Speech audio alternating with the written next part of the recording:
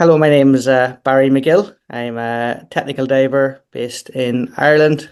Um, I predominantly do underwater photography of deep shipwrecks, and then my day job is I teach technical diving. I own a diving school called Indepth Technical Diving. What we mainly do is bring people to kind of the Malin shipwrecks is our, I suppose, our main focus, and then we train people to dive rebreathers is our other key focus. I'd be a brand ambassador for O3 dry suits and then also I teach through RAID, and on RAID I would teach mostly the JJCCR and Liberty, and I'm here today with Gemma and Ian on the BiG Scuba podcast to talk about my diving journey to date. Hello, everyone. Welcome back to the BiG Scuba podcast. My name is Ian. This is episode 208 coming at you. With me also is. Hello, my name is Gemma. Welcome to the BiG Scuba podcast and episode 208. I know. So, welcome back. And if you're wondering what this podcast is all about, let me tell you that these are sponsored by the lovely people at that 90, and they are Beyond Technical. So, what have you now downloaded? You've downloaded a scuba diving podcast, and we speak to all sorts of people. Some of them you might have heard of, some of them you haven't. Some have done amazing things, some are just divers and enjoying being underwater and blowing bubbles and what have you. And today is no different. We've got a guest for you. His name is Barry McGill, and some of you will know him. He's a big diver. He loves diving off the Irish coast and particularly loves getting down there deep, look and taking photos of some big old wrecks. Yes, and he's part of Indepth Technical, and they do training out there as well, particularly on the wrecks and the deeper stuff. And he rebreather dives as well. He does. So yeah. But all these people we talk to, we hope they bring inspiration to the listener about their stories underwater and maybe tempt you to try diving or take it a little bit further or go down one of the specialities like wreck diving, cave diving. Yeah, there's so many possibilities out there. People like looking at wet rocks and wet bits of metal, Yeah. don't they? And Not our words, the words of our guests, and many people have said the same thing. exactly. And the fish and the marine life that, goes along with that. Yeah, it is. It is. And we'll be talking about all that in just a minute. So we've got some shout outs to do, and also we talk about what we've been up to and that sort of thing. Yeah, so our first shout out is to a previous guest, Grace Westcarth. She comes under the handle Scuba Grace, and we spoke to her, I think, probably when she's 16, 17. One of our very first guests back 5 years ago. Yeah, so she has just graduated with a BA Honours in Marine and Natural History Photography from Falmouth University. Can we just say, everybody, can we just also say, yeah, really well done. Yeah. Because running up to this, we know, and if you do follow Grace on social media, you will see in her requests for audience participation in different things that she needed some help with and support and stuff like that. So how cool is that? So well done to Grace, and always got a family around us giving her great support as well, which is absolutely brilliant. We've spoken to her dad, that was a Father's Day edition, wasn't it? But we've met her mum and dad, and they're lovely people, so well done, Grace. Well done, Grace. Also, I was going to say to a shout out to the old Angling Divers group as well, who are so busy at the moment. Every time I go on social media, they're out there with the rib, checking out, finding new wrecks and things like that off our coast, and sometimes they're nearby, sometimes they got to go out to sea a bit more. And it's great to see that they've just done a recent dive on the SS Monteland. I think I got the name right. The big boat. Big one, yeah, big. Look it up. Cargo ship went down in 1941 because it got bombed by those bloomin' Germans. They wouldn't leave our boats alone in the war, And Junkers Jew 88 went over and dropped a bomb. Naughty lot. Great. So look it up. Big Yeah. old ship. Yeah, look up angling divers. If you're local to the sort of eastern region of the UK, then they're very active, especially through the summer with rib diving and looking for some wrecks. They are. They're very busy. So yeah, look out for them. Good. Keep it up, guys. Keep it up. Good work. We're off to the farms. Our annual pilgrimage is Up north. coming round again with Yeah. Crystal Sea Scuba. Yeah, we're looking forward to that. So hopefully, we went last year and we took scuba honey, and she's coming along again this year. So Dragging along. we've got 3 days out on the boat, and hopefully 2 dives each day. Fingers crossed, touch wood, the weather's kind to us. Yeah, if you want to know where the farms are, if you're not in the UK, or maybe you are in the UK, who knows? But if you don't know where the farms are, look at the map of the UK and look at the northeast coast of the UK, and just where Scotland is, where that joins, look just south of that, you'll see some rocks a little bit out into the sea, and they are the farms, and a lot of history associated there. There's castles all dotted around. There's a church on the actual one of the rocks, and people used to live there years ago. Yes, yeah. Very And hardy souls. it's quite famous. There's a seal colony there. I'm one of them. Yes. And we have in the past had some interaction with the seals, but the last couple of years they've been a bit sort of timid or Yeah, ever not so since many about. COVID, really, they seem to have gone. They used to be like to the point where they were over friendly. They'd pounce on you as soon as you get in the water and start having to go at your fins. And you're like, yeah, give me a minute, let me just get sorted. But yeah, this time they're usually this of late they've been sort of standoffish. Yeah. Really. So, but Don't fingers know why crossed. that is. But there's also a very famous story, because that was the very first place where a rescue happened on the for the RNLI, and I can't remember the lady's name. I really should. Grace Darling, off the top of my head. Something like that. Yeah, But if you something. Google it, all that history will come up. That's the very first place where there's a lot of history all done around there, because those rocks have basically, accounted for hundreds of wrecks, literally hundreds of wrecks, all dotted around those rocks. And we dived one last year, beautiful dive. So hopefully do that again this year. It'd be really cool. Yeah. So, and it's for the non-divers, it's a beautiful part of the country. There's lots of castles and amazing beaches as well. So there's plenty to do if you're a non-diver. Yeah, our next episode will probably come from there, and will be farms related. We've done one before, haven't we, in the past? Yeah. So we're looking forward to seeing Maura and Brian at Malbar B&B. So they always look after us very well. Yeah. And so it should be a nice trip. I usually find something to leave on the mantelpiece. I bet she's so looking forward to welcoming you. Try not to spill my tea. Yeah, ruin the curtains. Yeah.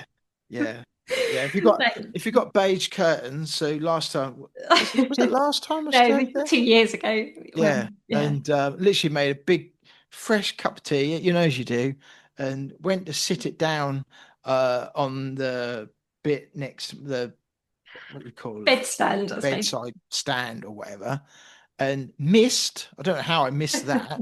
And the tea, all of it, went down her brand new cream curtains. Imagine that, ladies. So yeah. And she took it quite well, actually, to be fair, because I'm not sure I would have done.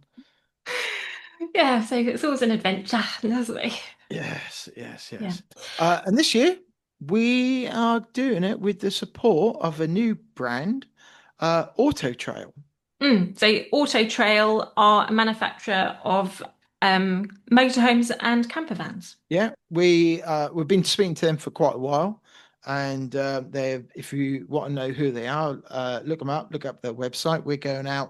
We'll be up in an XL 620G, 3-berth motorhome. Looking forward to getting behind the wheel and giving it a test. We're going to be giving it a test and a review with all the Tive kit. So we've got it's going to take a lot of kit. We've got 6 tanks going in. We've got 3 people's gear all going in. There is a garage at the back, Yeah. which that's going to get used.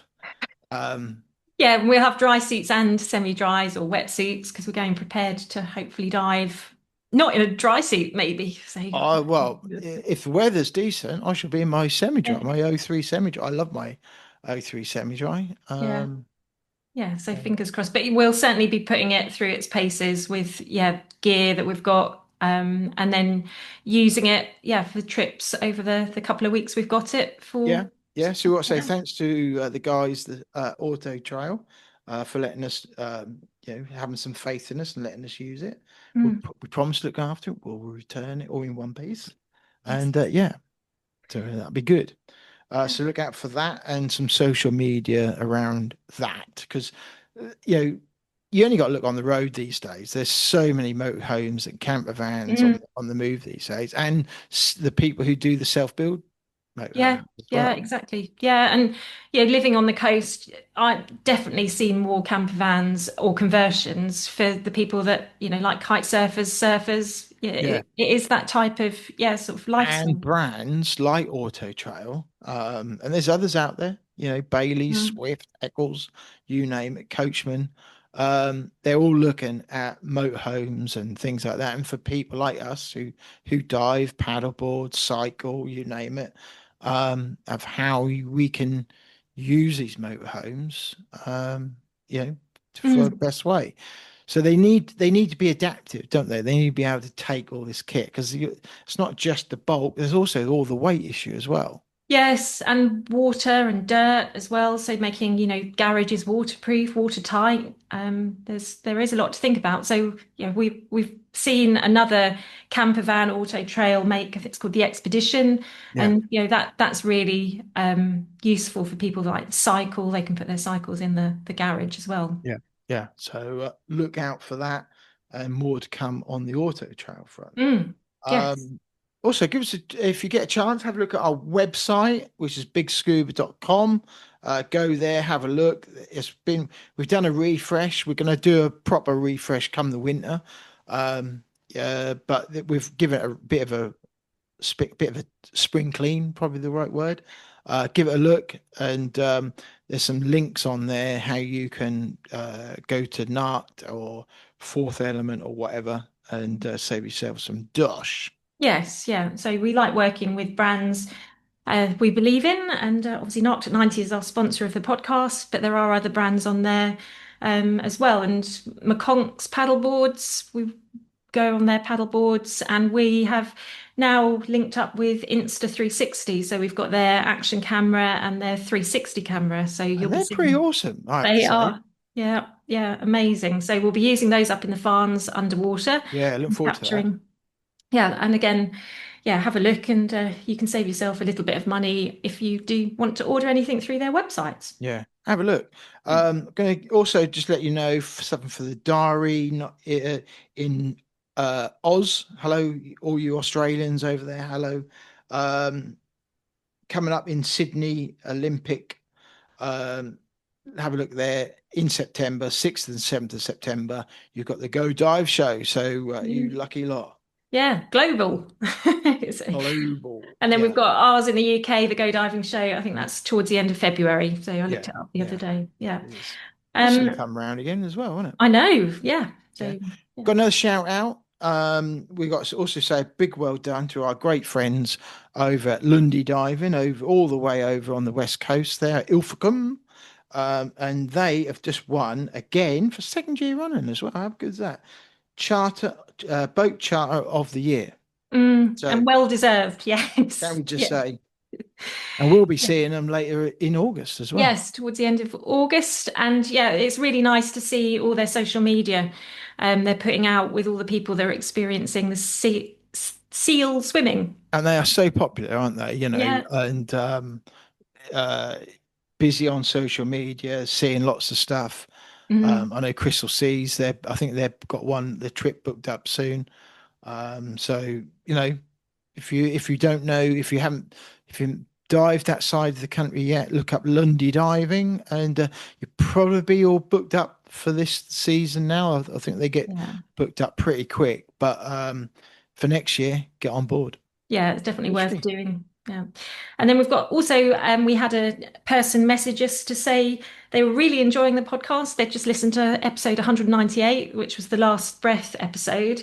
And his handle is side mount underscore BAM, and he's a Swiss technical and cave diver. So Oh, thank you for your kind words. yeah, nice one. Good to have you on board. Yes, yes, yeah. He should enjoy this episode then. Yeah, and just out there, anybody that wants to send us a message, or if you've got any guest recommendations, just drop us a message. We love hearing from you, and we'll always reply. Yeah, always. So always do. I think that's kind of it, isn't it? I think. Yes, yeah, yeah. We've got a busy time coming up, so just keep an eye on our social media and see what we're up to and where we are. Yeah, yeah, do that. If you see the flag, come say hello, and we'll give you a free sample sponsored by the lovely people at Night at 90. Yeah, very good. Yeah, right. We better get our guest on. Let's get Barry on. Yes, so enjoy our conversation with Barry. There's lots of things discussed, and he brings sort of different things to the podcast that we haven't heard wreck divers talk about, which is really good. He does actually. Yeah, he Mm. does. It's some of the things that I'm not going to talk about. Got to listen to the podcast a bit later. He gives a different view on things, and it's like, okay, I wasn't ready for that, but I take it on board what he's saying. It's good. Yeah, yeah. So it's a really good conversation we had from him. So we hope you enjoy it. All right, let's do it. Well, welcome to the BiG Scuba podcast. It's great to have you Yeah, on. welcome. Thanks Thank for you very joining much. us. Thank you for the invite. Cool. Yeah. We like to start off with our first big question is, and as a deep water diver, I'm sure these thoughts must come through to you. What does being underwater mean to you? I suppose kind of means everything to me. I suppose since I was a teenager and I got into diving, it's been one of the key focus in my life. It's probably one of the things that makes me happy. So it doesn't really matter the depth. Once I kind of break the surface and I'm underwater, even on a 4 or 5 meter dive, I'm just as happy as a deeper dive.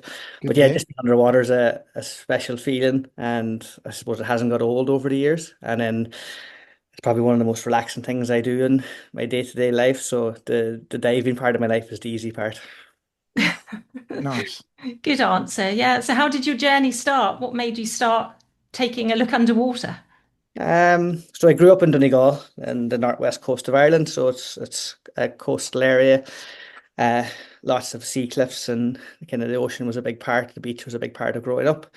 Always had an interest in the water. On holidays, we visited a couple of places where there was dive centers, and I got to see divers going diving on boats. It always looked interesting. My parents didn't dive or weren't really water based. So kind of done a try dive while on holidays with my family, and came home.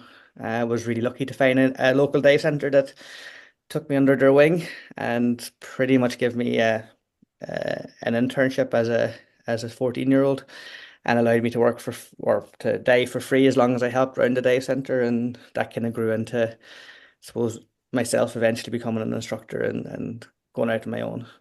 Yeah. Wow. So did you dive more in Ireland than going abroad, or did you mix it all up? Yeah, and I'd say probably overall my I've 95% of my diving has always been in Ireland. I've done a limited amount of kind of diving outside of Ireland, but no, nearly all my diving has been in Ireland. Yeah. And Yeah. where you grew up is right in the main place for all these wrecks as well, especially the World War II Yeah, wrecks, what have you. and I suppose when I got into diving, I didn't know anything about them. Mm. Or before I started diving, and then I heard little things about a wreck called the Laurentic, which would be kind of a 35-meter wreck that would have been quite local to where I grew up. And I was working in a dive center. I was working as a dive master, and I had clients or people that come into the dive center who were going off diving to Laurentic, and I was hearing all their stories about their decompression dive on Laurentic, and I suppose that's what got me interested in wreck diving and then trying to get there myself, and that led us down a kind of a path that I didn't really expect to get to at the start. But yeah, I suppose when I started diving, really wreck diving in Malin Head was very much at its infancy. Yeah. You were really only getting the odd liveaboard at that point, and there had been no real documentation of it. So, but I was lucky that I suppose as I was getting into it, all the online resources and the magazines were covering Malin Head, so it was very easy to find out there was some really cool diving just on your doorstep, which I suppose that's what um made me kind of get more and more into it. Yeah, and it's quite a tricky bit of water, isn't it, to dive in? You've got quite big tides there. Yeah, it's quite tidal, Mm. and also it's kind of relatively deep. Like most of our wreck diving starts from 60 meters and deeper, so we generally don't have a whole lot of really good wreck diving shallower than 60 meters. So again, that's a big challenge. And most of the wrecks, I think our main wreck would be HMS Audacious, and that's just over 12 miles offshore. So again, that's a challenge just to even get out to that wreck when you're kind of starting off. Boats are limited and stuff like that. But no, it's a really nice place. Like visibility there can be quite good, really good. It's 20 meters on average, could Gosh, be easily at 30, 40 meter visibility. So from a diving It's awesome, conditions isn't it? point of view, it's really good. You get ambient light down to below 100 meters. So from that point of view, it's really, really good. But then the challenging thing is there's strong currents and logistics to get there kind of are have been difficult in the past, but as time has gone on, that's become easier and easier, I suppose. Why yeah. is that? Is that because the boats have got Uh, better? yeah, I suppose when I started diving up there was kind of around 2003, 2004. We were kind of doing the 30, 40 meter wrecks. Yeah, But it was only a rib. You'd be using a local rib and they would be taking you out on.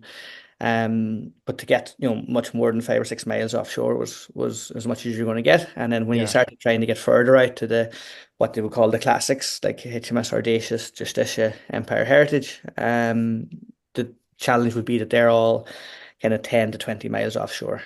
mm, So ribs aren't really the easiest way to get out to them wrecks. So then we had to find, I suppose, local fishing boats that would take us out. And over time, then one of them fishing boats turned into our main dive platform. yeah, And then since then as well, in the last 10, 15 years, so since around maybe 2010 onwards, other boats have come into the area as well. So at the moment, we've got two really good boats working out of the same boatyard, and that makes life much, much easier. They're nearly pretty much purposely built for wreck diving. They yeah, take wreck divers every week. They have lifts. They have a lot of the logistical support that's needed for a diving expedition there. So it's gone from kind of rib diving to hard boat diving, and the boats now are kind of set up for divers. So that makes life very easy. They're very good at shotting the wrecks. They have decompression stations, stuff like that. So it's kind of got a lot easier and a lot more professional as yeah. time goes on. Rather than just getting away, winging it and getting away with it. I suppose Yeah. that the like audacious and that. Where does that lay? Does that lay more westerly off the So off Ireland? yeah, so it's up off the north coast of Ireland. So if you see Malin Head is the most northerly point in Northern Ireland. So Audacious is just northwest off the northwest or off the northerly tip of Ireland. So it's right in the centre of the northern part of the island really. And it's just about 10 to 12, 10, 11 miles offshore from that point. Yeah, Really, really accessible wreck. It sits in about 64 meters of water. It's a big dreadnought battleship lying upside down, but over I suppose the last 100 years, it's really opened up and collapsed. Mm. So now you can get inside the wreck much easier and swim around through the engines and not really inside the wreck, but you're still outside the wreck, but it's all really opened up. And yeah, I suppose what's really different about somewhere like Malin Head and HMS Audacious is the visibility. So if you go places like Scapa Flow, that'd be kind of other World War One battleships from the German High Seas Fleet. You go to Jutland, somewhere like that. Again, a lot of the similar ships are there, but the big thing about Malin Head is that the visibility is much, much better there. So it's easy to see the whole wreck. Wow. And also, I suppose the conditions are more favorable for photography and stuff like that. So, and then also it's much closer. Like in Jutland, you're going 80 miles offshore or 80 miles offshore, whereas in Malin Head, you're only going to go, 10, 20 miles offshore. So yeah. it's kind of more accessible. Yeah. And are Yeah. you diving all year round? Or is it? Uh, Diving all year round, but on the wrecks, we would generally kind of focus on the summer months. So Mm. kind of from May till the end of September would be the primary season, and even in within that, your main expedition season would be kind of June, July, and August. And as time is going on, that's kind of shortening the whole time. So that August window is probably getting pulled closer because of the storm. So we are kind of weather dependent a little bit. So if you're trying to go to Malin Head, I suppose for me the best time to go there would be June and July. That'll give you your best window of opportunity to get good visibility, decent enough weather conditions, hopefully, and then also that the water isn't too cold at that point either. So it's you can get nice long dives and it's quite comfortable. Uh, Mm.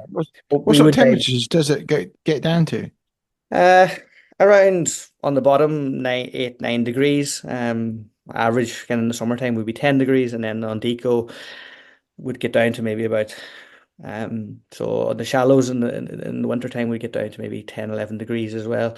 But then in the summertime we'll get up to maybe on at 6 meters we'll get up to 15 16 degrees. So it's much more comfortable at the end of August Mm. Yeah. time. But we would dive in up until the end of October would be when we'd really stop diving. But from the big week-long expeditions that we would run, we generally keep them to the summer months because it's a lot more predictable at that point. Mm. Yeah. So it's quite a small season to be honest with you, but we would train all year round, and then I would do a lot of kind of commercial diving and photogrammetry work as well for archaeology, so that would kind of so was fill in the rest of the year as well.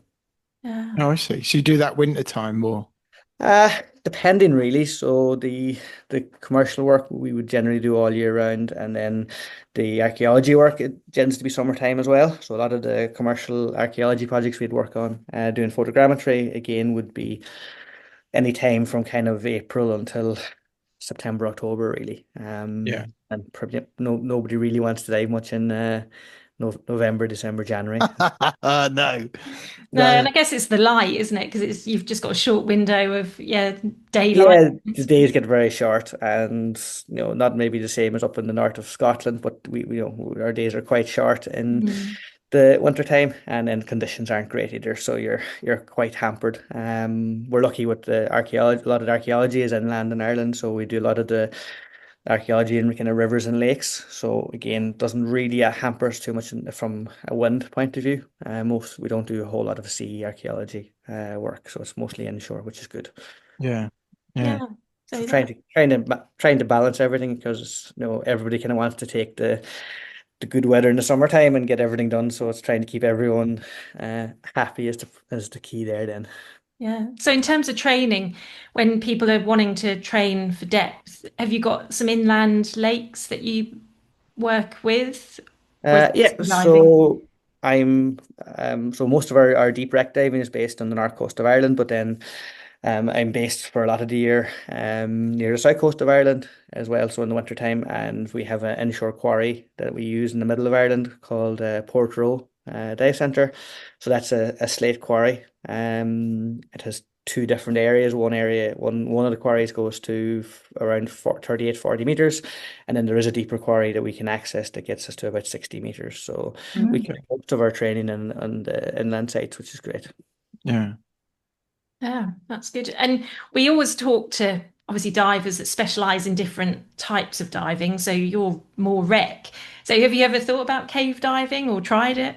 Yeah, I've done a little bit of cave diving. I suppose I've never really focused on it. Irish cave diving's quite challenging. There's a couple of the guys that in Ireland, Jim Warney and a couple of other guys that do really good, I suppose, cave exploration here in Ireland. But for me, it's tough going. It's all a lot of dry caving and then kind of a lot of low visibility sump diving.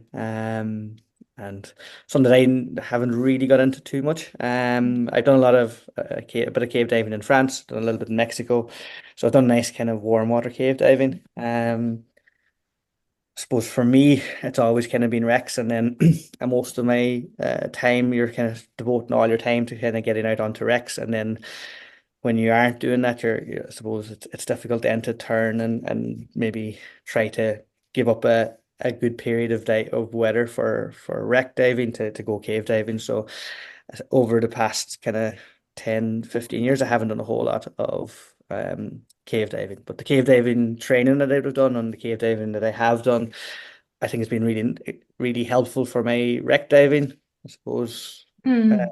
experience. So a lot in the last 5, 6 years, we've done a lot more wreck penetration, and we've done a couple of big wreck penetration projects on wrecks like the Britannic out in Greece. And again, without that cave training, I suppose I would have struggled because you can't. It's difficult to do wreck penetration training really at a high level. Whereas cave training is much easier to get, and cave experience is much easier to get, and then you can transfer that into Rex much easier. So, haven't done a whole lot of cave exploration diving, but a good bit of cave diving in general has helped me though over the years. That's Yeah. quite an interesting point that cave diving has helped you, deal with getting into wrecks and I suppose the small spaces of wrecks. Yeah, I've been very lucky. I've been part of 3 expeditions, which were led by Evan Kovacs from America and Richie Kohler to go to Britannic, and we've documented it inside the large areas inside Britannic over since, well, they've been doing it for the last 20, 25 years. Mm. But from an internal survey project wise, we've been doing it since around 20 or 2022, I think.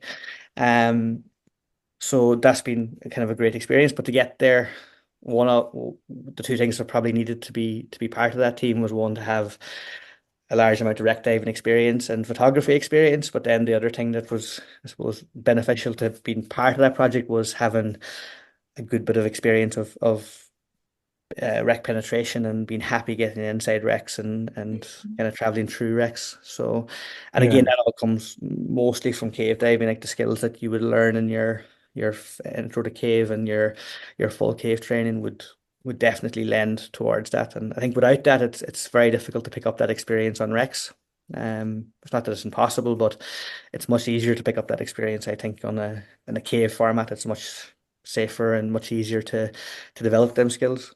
Yeah, I think that's the first time we've had somebody on to say that who's have mm, been into wreck yeah, diving, but it complements, yeah, what they've learnt from cave diving. Yeah, I think it brings a lot. It gives you a better understanding. I think you can work on a lot Mm. of there's differences and there's challenges that you need to modify from what you do in a cave, but at the same time, um, a lot of the stuff you would do about line and line entrapment issues and stuff like that all come back to it's nearly easier in a wreck, but if you've learned it in a cave scenario, then it's much easier to apply within a wreck. And wreck penetration is much, I suppose, a lot different because you have a set of plans maybe for the shipwreck. So you're traveling through a, a ship that has defined corridors, defined decks. Um, but you have to develop a picture of it in your mind. And then also stuff like Britannic is more challenging because it's one is steep. So the top of yeah, the wreck is in 85 meters, the bottom's in about 125.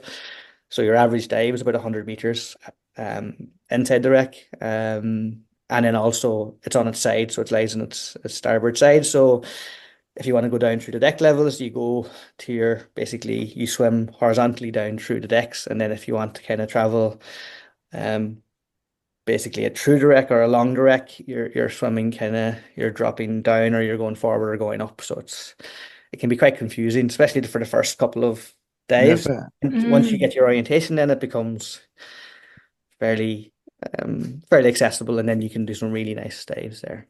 Yeah. Yeah. Yeah. So the photography side, where did that kind of start? Did you have an interest in photography alongside diving, or was it something you picked up because of diving? Because of diving, really. Mm. I'm probably a little bit lazy when it comes to land-based photography. I haven't done enough of it. I live in a really beautiful area. I grew up in a really beautiful area, but I haven't done enough of the typical landscape kind of photography that I'd like to have done. But I find, I suppose, over the years, the diving and photography has gone hand in hand. So starting off, I was just diving the wrecks, like everyone does, and just learning how to technical dive really. I came across Lee Bishop's website back kind of maybe around 2003, 2004 when I was getting into technical diving. And that was a real inspiration for me because he was diving the same wrecks that I was wanting to dive. So he was diving Audacious, Empire Heritage, and Justicia. So being able to see his images and then be able to dive them wrecks was um, a real motivation for me. Yeah. And then based on that, you were coming home after a weekend's diving, and you were trying to explain to people that weren't diving what you were doing, and Mm. you can't really explain sometimes. Whereas, so I suppose the motivation then was to take photographs and try to, I suppose, show people what you were seeing. And again, I wouldn't be doing it only for the likes of Lee Bishop and them kind of images, because then you see that people can do that kind of take photographs of that kind of depth on them kind of shipwrecks. And then the whole challenge then is to try to, I suppose, develop your own skills in that. And Yeah. it's got, over the last, say, my first camera I would have bought when I graduated from university and I started working. So around 2006, I started working as an engineer, and kind of that's where I was able to buy a nice camera and then get into photography from that. So I hadn't been really diving on a rebreather for very long. I'd only really started diving the shipwrecks in Malin Head at that point as well. And I kind of learned how to dive deeper shipwrecks and do the underwater photography as time went on. But a lot of it was just going diving with a camera and figuring out what worked and what didn't work. So it wasn't that I had a whole lot of land-based experience. I think the first time I used an SLR camera was underwater. I never really had it above water. So, but yes, it's over the years, it's been probably the best thing I've done in my own diving, is learn how to take photographs, because it's opened up so many doors for me. Um, and all probability, if I hadn't learned how to take photographs underwater, I probably wouldn't be diving, or wouldn't be working in diving at the moment.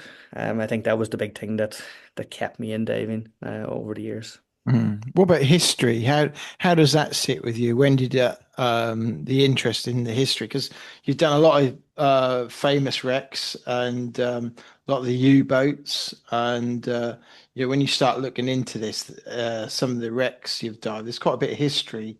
With I always had a history interest. Growing up in school, I would always have had an interest in history, but I suppose, like in most countries, you don't learn about a lot of world history as such, and Mm, we wouldn't really have learned a whole lot about World War One and World War Two, especially when it came to like the maritime history on the Irish coast. yeah, Like you wouldn't learn about, other than maybe Lusitania, you wouldn't hear of any other too many other shipwrecks in an Irish context at least. You'd know about Titanic and you'd know about stuff like that.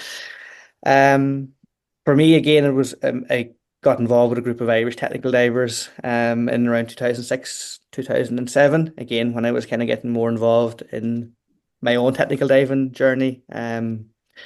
And we were very lucky to kind of have a couple of people there that were really involved with shipwreck research, trying to find new shipwrecks. So again, I kind of fell into a really good group of people that wanted to explore, find shipwrecks, and then from that you get a better understanding of what you're diving. And you go from a diver that's just diving known shipwrecks at the weekend to actually going out there and looking for new shipwrecks, which is, I suppose, the Mm. most exciting part of the type of diving that I've done in the last couple of years. yeah, In the more and more you do it, the more you understand about the whole context, and then you get to see the links between the ships. yeah, You learn about the ships and about the differences in World War One and World War Two, and then you also start to see the stories and get a lot better understanding of the personal stories that are involved in all these shipwrecks. Um, for me, in general, I think the one that really kind of was the closest, or the most poignant one for me would have been, I think back around 2012, we came across a shipwreck, or we located a shipwreck called HMS Castle. Um, so it's a World War Two um, British ship.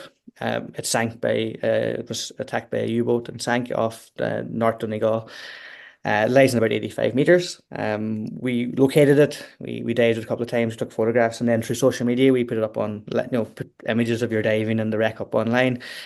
But then what happened then was we got contacted by one of the relatives of one of the sailors that died on it. So Wow. mm, again, you get to meet, I suppose, for us as divers starting off, you just see it as a personal thing if you're diving a shipwreck. But then when you get contacted by someone that has a family member that lost their life on it, you get a better understanding of the history. And then I suppose as time goes on, you dive other shipwrecks and you develop that link with them, and that sticks with you a lot. And so there's always the personal element of it. There's always the history element of it from the ship itself and what happened in the context of the sinking. And then you've also then just got the I suppose the exploration side of the diving, where you're getting to maybe go somewhere and or find a story that nobody has heard about, and then you're trying to maybe bring that story to light. And again, that all links back to the photography. Without taking photographs and video of these wrecks when you're diving them, then the story doesn't get out there. And I think even the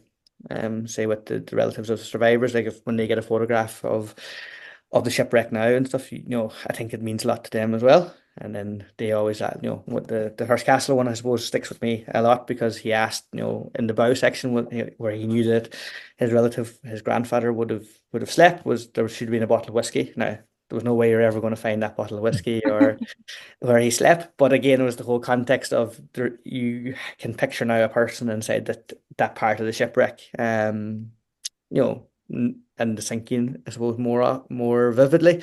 Whereas when you read it out of a history book or you read all we really get is like it's the ship sank in the state by this was the cause of the sinking and this is the resultant casualties and stuff. Whereas when you meet someone or you talk to someone online about it, then it definitely becomes a more special shipwreck to you then because you feel a better connection with it. So Yeah. that's special. And that Yeah. must, sorry, go on.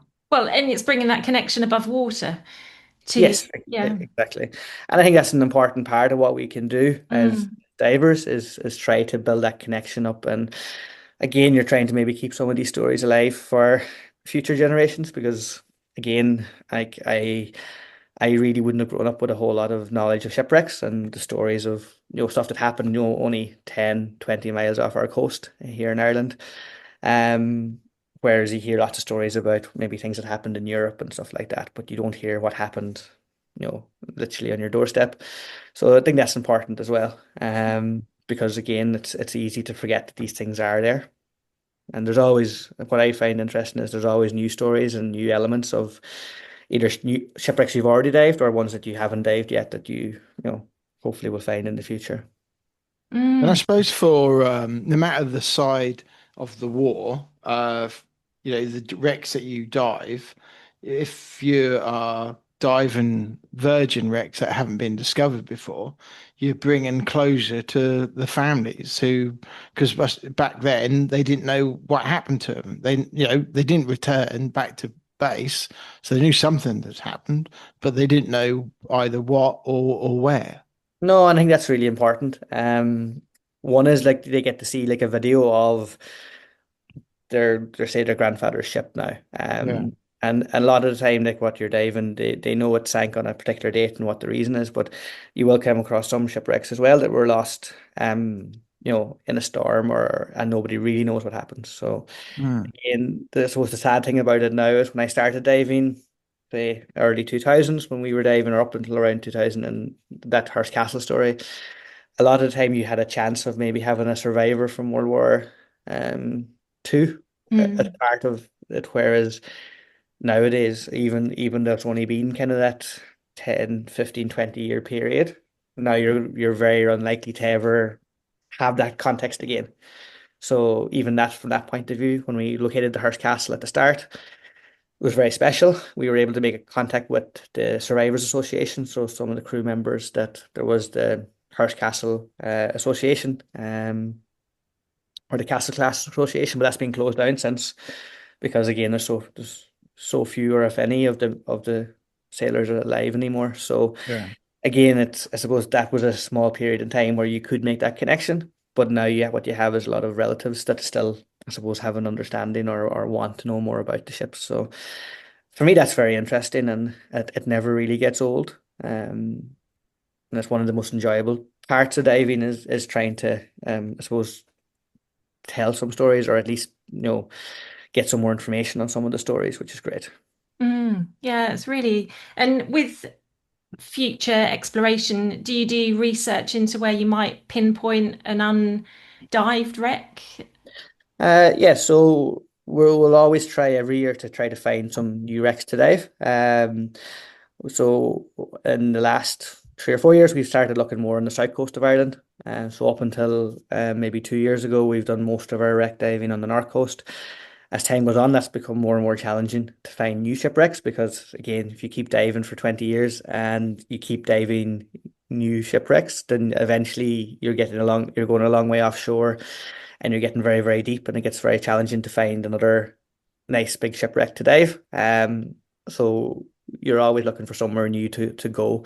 In an Irish context, kind of the south coast of Ireland, we've been looking at for the last couple of years. There's lots of dives that maybe we're not diving for the very first time, but personally you're diving for the first time at least, and maybe it's only been dived a couple of times by other people, or you could be lucky and nobody's ever dived there before. So you're always kind of researching and looking. We're really lucky here in Ireland. We have a massive seabed survey undertaken by the GSI, the Geological Survey, and GSI here in Ireland. So there's a company called Infomar, and they have basically surveyed the whole entire Irish coastline. This episode is brought to you by Narked at 90, the cutting-edge pioneers in the world of diving equipment. Meet the founders, John Routley and Brent Hudson, who have logged thousands of mixed gas dives over the past 3 decades. About 20 years ago, these experienced technical divers combined their passion for diving and engineering skills to create Narked at 90. Whether you're new to diving and ready to take it up a notch, have a fair amount of experience, or are considering a transition into technical diving, we highly recommend Narked at 90. They're ready to advise on the best equipment and setup for your personal and commercial needs. Narked at 90 also has extensive hands-on experience with shearwater and ratio dive computers, being the longest-serving UK service centre for these brands. They're ready to offer technical support, servicing, repairs and upgrades for all shearwater and ratio computers past and present. In addition to shearwater and ratio, Narked at 90 stocks and supports many other brands such as DiveSoft, JJCCR, Hollis, Revo and Kiss rebreathers. The diving community is always enthusiastic about Narked at 90, and it's easy to see why. Here are just a few reasons. Full head servicing for rebreathers from various manufacturers, bespoke cable assemblies, advice on specific fitting requirements, suggestions and guidance for home builds, computer laser cutting and engraving, CNC milling and turning, pressure testing to simulate 400-metre dives. We're thrilled to partner with Narked at 90, a company that has ignited so much passion for diving and has been incredibly supportive and innovative in producing and selling dive equipment. Visit narkedat90.com to see why they're a renowned name in diving. Stay updated on their insights and offers by following them on social media. Just search for Narked at 90 on Facebook, Twitter and Instagram and hit that follow button. So yeah, we were very lucky in Ireland. So we have the Seabed Survey of Ireland that's been undertaken since around 2004, 2005. So with the Seabed Survey, they've documented all the Irish seabed within the Irish economic zone. So it goes way out to well over 3,000 or 4,000 meters of water. So way deeper than we'll ever dive. And within that area, they've highlighted thousands of shipwrecks. So we've been able to kind of go through them systematically and try to find wrecks that maybe nobody's dived. And then the big thing then would be there's a shipwreck there, but trying to identify what wreck it is, because the Seabed Survey has lots of. So how far out did they go from the coast out? How far out did they go? So basically between Ireland and the UK, it's kind of halfway. They didn't obviously go around the northeast corner around Northern Ireland, so they stopped there. But then on the south coast of Ireland, they've gone out to the Carpathia, so that's out about 160 miles. Wow. Off the west coast is about, again, a bit closer, but maybe about 120 miles, I think. And then up off the north coast, they've gone up near Rockall, so that's halfway to Iceland. So I don't know what that is. That's what was the purpose of that? Was that for for windmills and things, or is that A bit of everything. I think it's the biggest seabed survey in the world. It's the most surveyed seabed area of seabed in the world. So the biggest state-sponsored seabed and survey can you ever. just access that when you want? Yeah, if you Google Infomar, Infomar, sorry, Infomar Wreck Viewer, it'll show up basically a massive seabed survey, and Oh, you can just click on. The UK have a similar system with regard Yeah, to one shipwrecks, but this is just a general seabed survey that then you can click on it. And it's I think from an Irish economic point of view, it's to do with understanding fisheries. It's for exploration for oil and gas, stuff like that. It yeah, also helps with renewable energy stuff like wind farm development stuff. And I think is a big part of it is that if you have surveyed and understand your own kind of economic zone, then it's much easier then to plan for yeah. the future. So So when you go on the website, what will you see? Can you see like you basically thing like bumps in the Yeah, so what you'll actually see is the contour maps all around the coast of Ireland. So it'll be a coloured map, yeah, rainbow coloured map, depending on the depth. But then there'll be little targets that you can press on, and that'll show up a shipwreck, more than likely if it's identified as a shipwreck. And then what that'll do then is it'll pull up the survey information from that. So in a lot of cases, it'll give a multi-beam image of the shipwreck. Now, quite a low resolution multi-beam image. It wouldn't be a high-res image. But it'll give you a sense of how long it is, how wide it is, how high it is. You'll be able to tell if it's in two pieces or one piece, if it's buried in the sand and stuff like that. So it's not every shipwreck around the coast of Ireland, but it probably captures a large percentage of the shipwrecks around yeah. Ireland. A couple of And minutes ago, you used the word thousands of wrecks. Now, was that just an off the cuff like comment, or do you actually mean there is that many wrecks all dotted around? yeah, so there's definitely thousands of wrecks in Irish waters, but I suppose UK and UK and British waters in general around the both islands, there's That's mind-boggling. tens of thousands of shipwrecks. And if you go on to some of the other kind of online websites like wrecksite.eu, you can access Admiralty charts that document all the known wreck sites. And again, there's just thousands and thousands of shipwrecks. And when you look at it on the chart, actually, the names of the shipwrecks cover all the seabed because when they write the names of the shipwrecks on the Admiralty charts digitally, it just shows up as a load of letters everywhere. But when you think about that, you think you're not talking about like pebbles on the beach. You're talking about ships, stuff that once upon a time somebody built. They got put all the time and energy to build a ship, load it up, man it, put it across the water. And you think,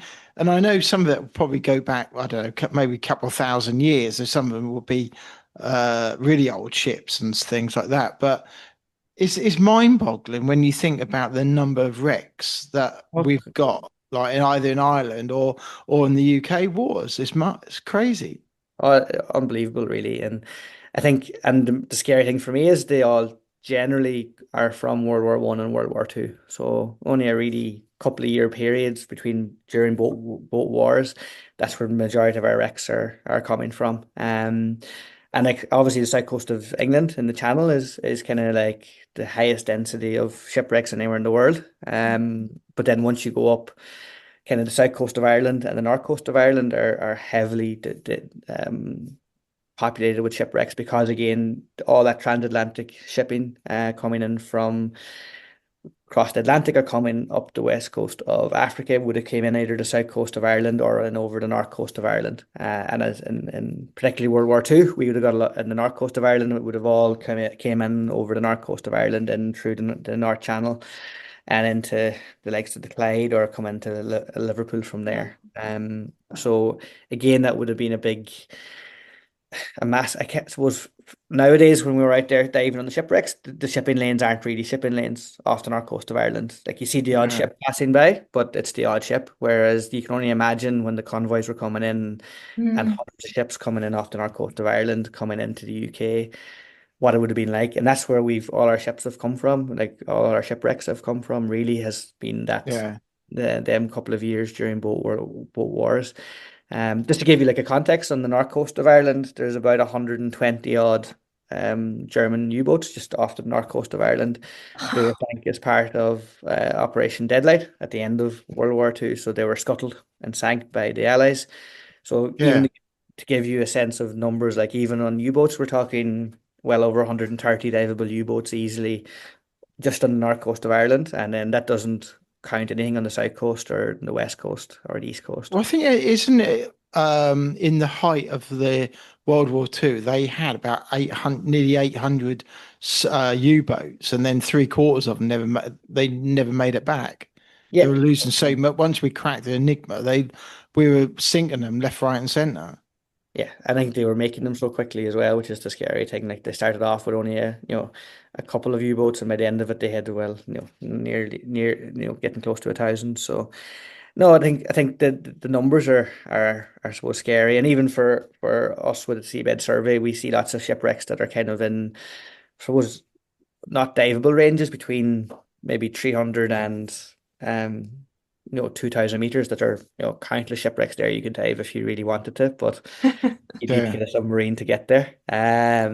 But yeah, I suppose the amount of underwater heritage that we have just on our own coastline between the UK and Ireland is amazing, and something that you don't really understand from your day-to-day point of view. But then when you go diving, I think diving a new shipwreck as a new to you is you could dive a different ship every day for your whole diving career and never dive the same ship twice. It would be quite easy. If only we could see the seabed, like Drain it. a Yeah. glimpse, and yeah, as you say, drain it.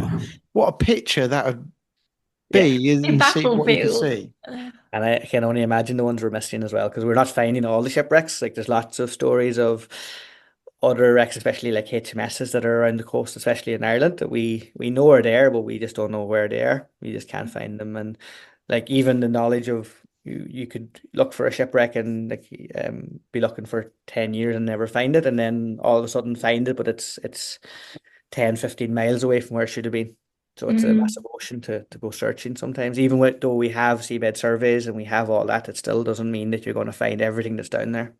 No, Yeah, it's no. so exciting as well. And from where you started out to how you view history now must be worlds apart. Oh yeah, definitely. And you have a better understanding of probably not popular history with regard to like things that everybody in the street would know, but you definitely start to learn a lot more about the I suppose the local history and the history specific to shipping, and that maybe the north or south coast of Ireland and what kind of shipwrecks are there, and then you start learning a lot about the German U-boat fleet and understanding of how that operated, and you get an understanding of the technology that the Germans were using, and then you also then dive other shipwrecks like some of the British warships that had anti-submarine devices on them. So some Mm. of the ships, like again, like Hurst Castle, that would have been hunting U-boats, and how the technology that they would have employed um to detect and to attack and to sink these U-boats.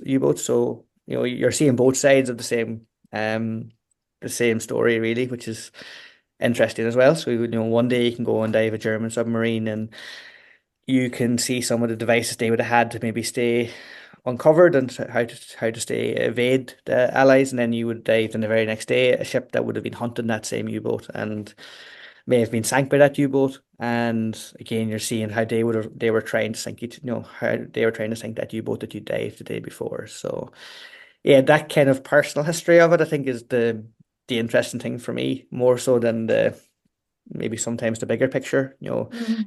Everyone will know about the Lusitania. If you dive Lusitania, people understand, or most people would recognize the name. But then if you dive a random British warship from World War II, or you dive a German U-boat from World War II, nobody at home will ever really think much about it. But you start to kind of understand maybe more about the what it would have been like for both of them crews, which is interesting. Yeah, yeah. And with the Lusitania, there's a huge amount of loss of life with that, wasn't there?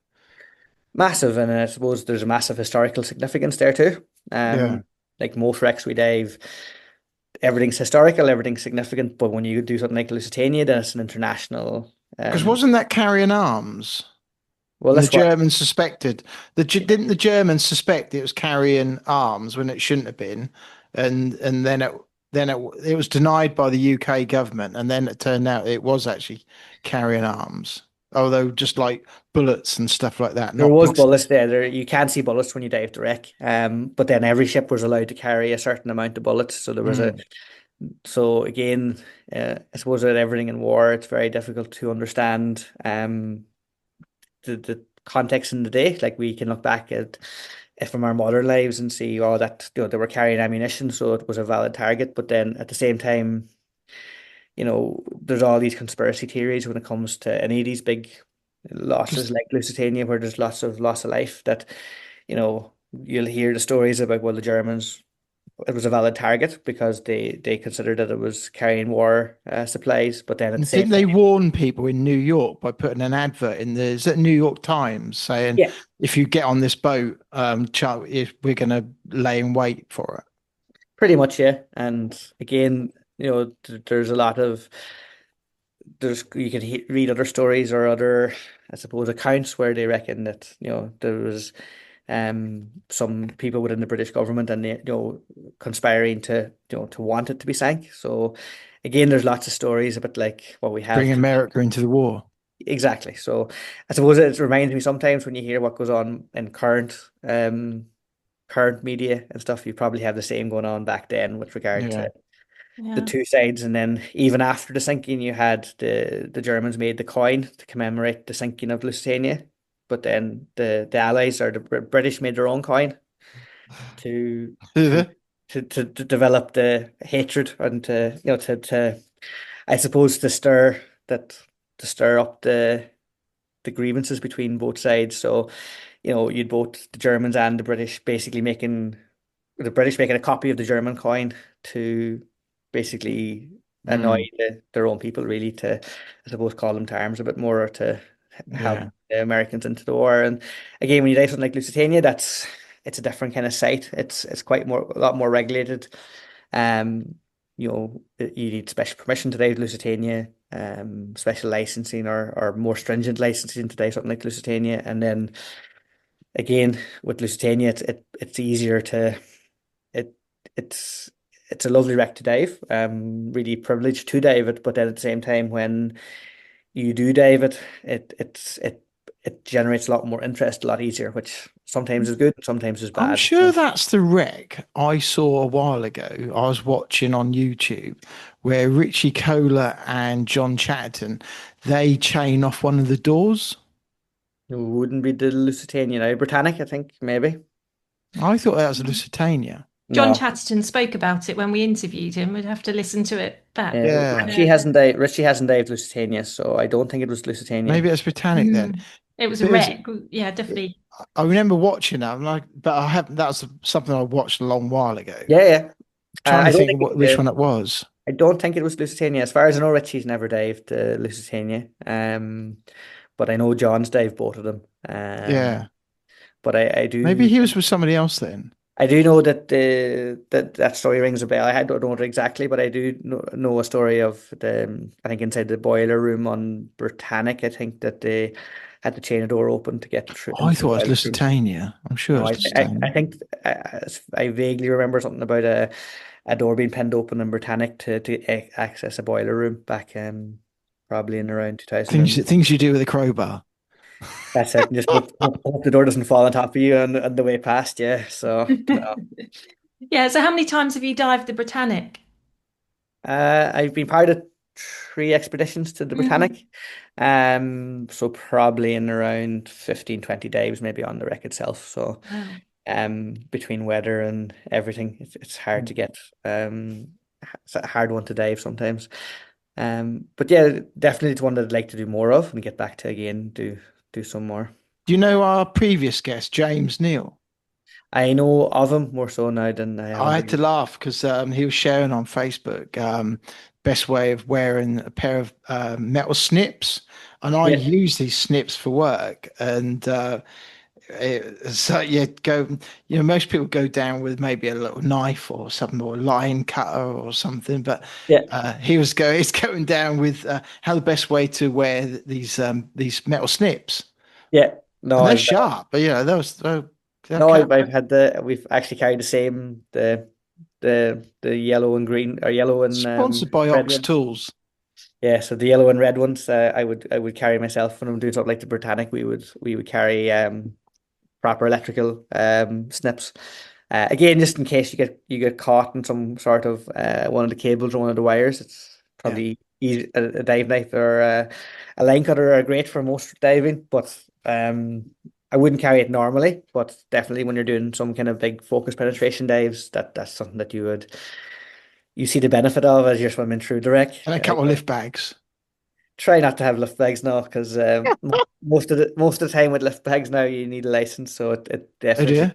more challenging. Yeah. So when you're doing stuff like maybe the Britannic, so Britannic dive, or Lusitania, stuff like that, they're all done under license. So once Yeah. you're diving under a license, there's a separate license for diving. There's a separate license for wreck penetration. So to get inside the wreck, you need a special license with regard to maybe Britannic.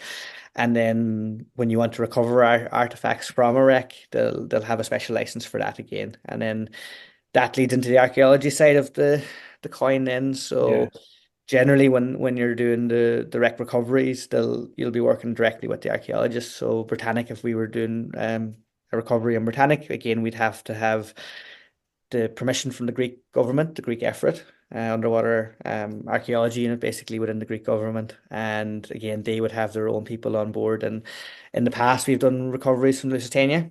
Yeah.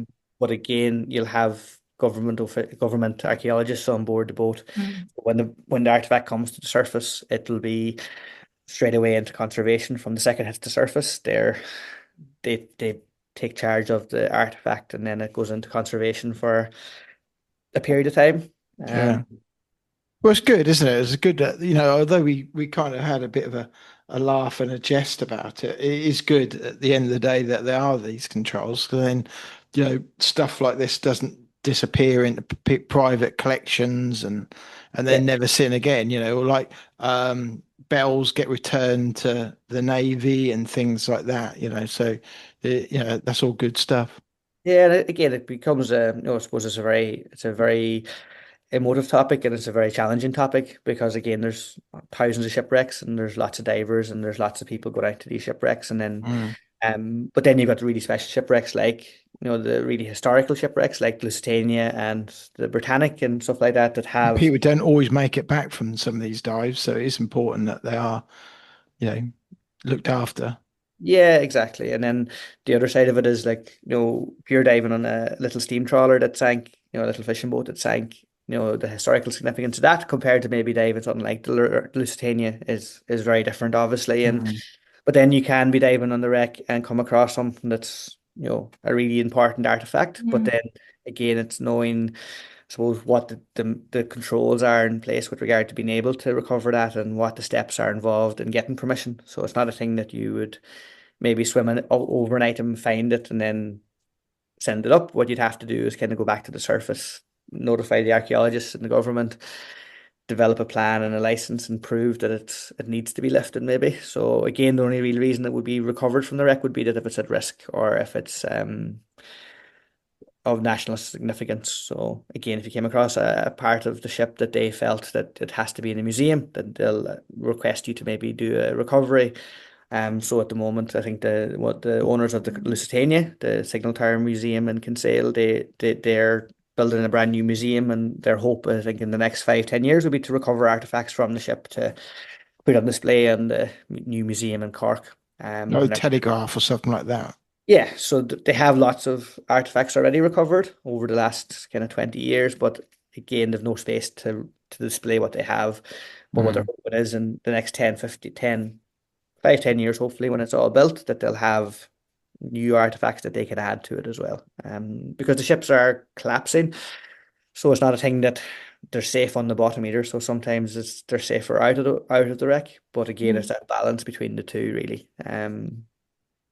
But again, that's an interesting element of shipwreck diving, to be involved in some of these kind of official recovery projects, that you get to dive the shipwreck and do some of the artifact recoveries, working with archaeology teams, but that can be a challenge too because our wreck divers aren't archaeologists. We don't work like an archaeologist, Yeah. so sometimes your typical wreck diver, his motivation and the archaeologist's motivation, while they're the same, they look at things very differently. So again, Yeah. as time goes on, and the more you deal with, I suppose, archaeologists, the more you understand the different what they're trying to achieve and what you're trying to achieve are the same, but you learn how to work together, which is can be really enjoyable because generally when we're diving these shipwrecks, the archaeologists can't get to these shipwrecks because they're too deep. So they need us and then we need them because we can't really do the topside recovery side of things that they would do, the stabilization and the conservation side of things. So it's really nice to be part of them projects when they do come up. Yeah, and it's bringing history alive, isn't it? It's just, and keeping that legacy going. Yeah, and I think look at diving shipwreck is lovely. Taking a photograph of a shipwreck is lovely. Meeting maybe a family member or a relative of a survivor or someone who died in a shipwreck can be really nice. But it's lovely as well when you can walk into a museum with one of your kids and show them something that maybe you've recovered from a shipwreck or what Yeah. it gives them an understanding of what's there as well and the stories and I suppose helps the next generation to remember and also maybe be interested in from a selfish point of view, the next generation would be interested in wreck diving or scuba diving in general, compared to it would give them another reason to want to be divers. So Yeah, and sorry, go on. I was just going to say that's another thing to inspire people into the diving sport as well, isn't it? We need to keep the youngsters coming through. No, and I think that's a big part of it because you'll hear people, I was inspired by Jacques Cousteau and stuff. Mm. And then, for me, it was the likes of Lee Bishop and Richie Kohler and these kind of people, and reading their books or seeing their images. And again, you're looking at in the modern world, with the next generation of divers, you're wondering where that'll come from, because again, it's not like they're not going to keep being inspired by the old stories from Jacques Cousteau. Like they'll be but if people aren't diving, then there's no real reason for them to be inspired by the next, to help the next generation to inspire. So, but for me, I think look at being able to recover some of these artifacts, like from the wrecks of Lusitania that are collapsing, is really important because they can go on display, and then hopefully the story of the recovery is part of that display. So then maybe the next generation can see that and say, oh, that would be a nice thing to get them involved in diving in general would be brilliant, and then shipwreck diving would be even better. So where do you now you've been diving for what 20 odd years, Yeah, done a lot of wrecks, and you've got a lot of experience in shallow, deep wreck diving.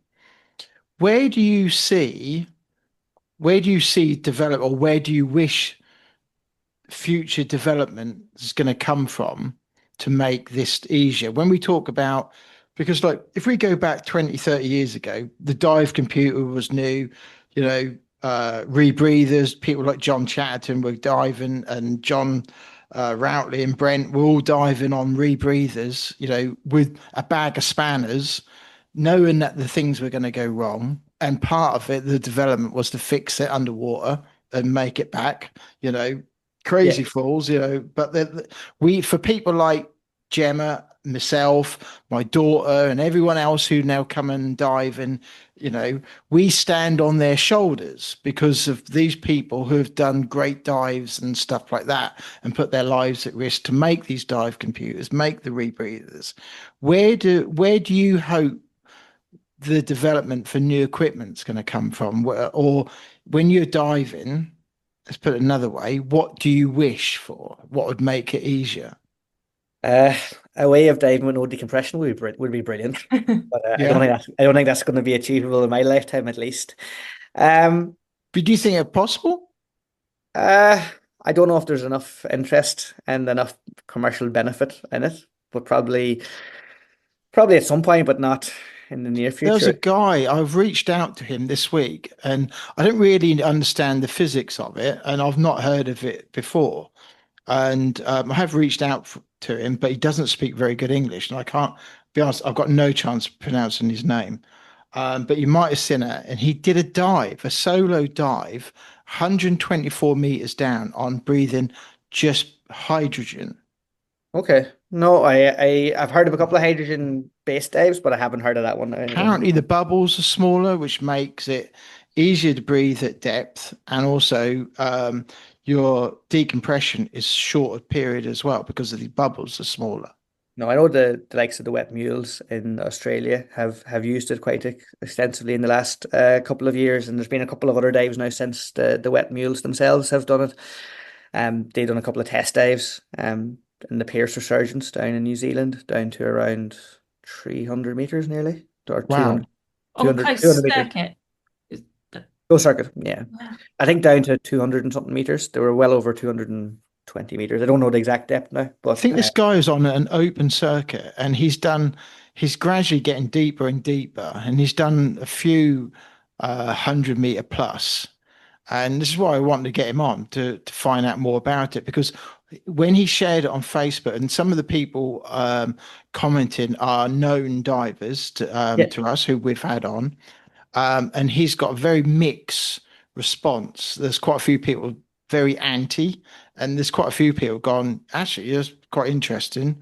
Tell yeah. tell us more about it. And I can imagine, go back 20, 30 years ago, people who come out with rebreathe have gone, what? You're doing what? And Yeah, it needs people like that, sort of like pushing the old envelope a little bit. no, and I think you do. Like, I think at the moment in technical diving, I suppose you'll have rebreathers have become a mainstay within technical diving now. They've become quite established. Yeah.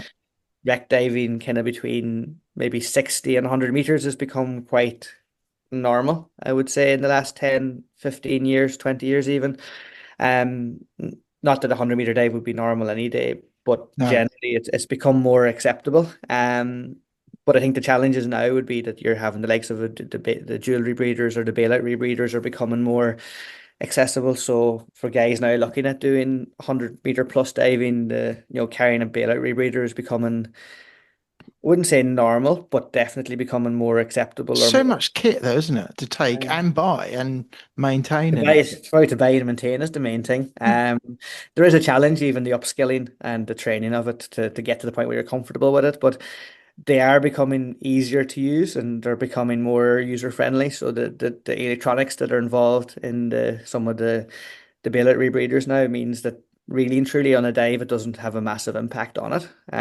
But then it's like anything, you'll have a cohort of people that are are are pro bailout rebreeders. You'll have a cohort of people that are maybe anti bailout rebreeders, and then over time that'll kind of change, because more and more people will get exposed to it. The other, I suppose, big challenge for us is, especially within the deep diving community, is the decompression. You're doing, quite long dives, doing 3, 4, 5 hour dives. And again, sometimes there's a lot of the algorithms or the decompression profiles that we use are quite basic and quite old. So even though the computers are modern, they're all working off Bowman tables. So hopefully in the future, like we'll get, there'll be better research and better development and decompression understanding that we can, I suppose, be more economical and more efficient with our decompression. Yeah.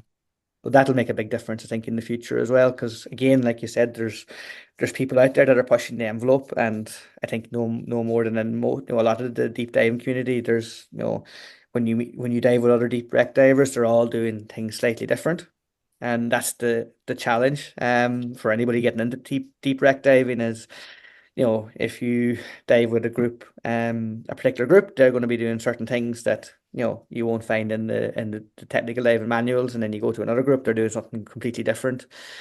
They're all getting to the same point where they're doing the same dives, but they're doing the decompression element very, very differently. And like for me at the moment, there's a lot of stuff that's been done within the industry, which seems to be working. But you won't see it in any of the manuals, which is kind of interesting, but also, it shows you that there's a lot more understanding and learning to be done before Yeah.